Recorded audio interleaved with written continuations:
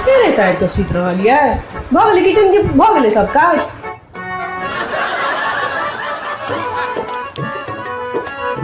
हाँ कहने रहिए किचन के देख लेला तो देख ले लिए हम किचन के तब में हम की करिए किचन देख लेलिए फिर देखलिए नहीं कनी किछो नहीं किछे तो कनी हम मैक लग गेल फिर हम कनी देर सोच कर लगली। हाँ तो हमरा पाछुए पड़ गेल छी। हमरो सही में केहन मनुख से पाला पड़ गेल। अही में कहलिए देख लियो किचन के तुम देख लेलिए।